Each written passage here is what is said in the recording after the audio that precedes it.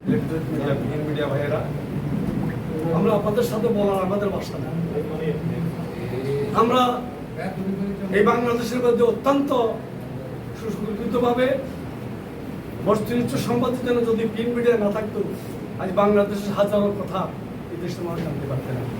আমি বিনীত নিবেদন করবো আপনাদের মাধ্যমে বাংলাদেশের এই ইব্রাহিমগঞ্জ প্রশাসনকে, এই হাজী আবুল কাশেম একজন হাজী আবুল কাশেম নয়, এই হাজী আবুল কাশেম এই নোয়াখালী বৃহত্তর নোয়াখালী বাদল পরিবারের চেয়ারম্যান, এই হাজী আবুল কাশেম সাবেক জেলা বিএনপির ধর্ম বিষয় সম্পাদক, এই হাজী আবুল কাশেম বর্তমানে এই বিশাল এই হকার সমবায় সমিতির সম্মানিত সভাপতি, এই গণিতবাসীর পানির স্পন্দন।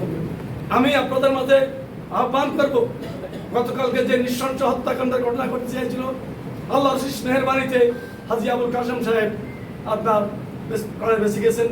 কারণ 40 দিন আগে উনি হজরত থেকে আসছেন, 40 দিন এখনো হয় নাই, উমরা করে আসছেন মাত্র 35 বা 20-25 দিন হয়েছে।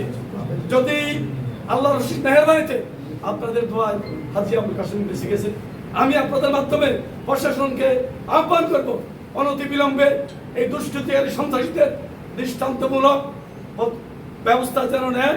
আপনারা আমাদেরকে সহযোগিতা করবেন, এই আশা রাখি আমি আমার আসসালামু আলাইকুম রহমতুল্লাহ।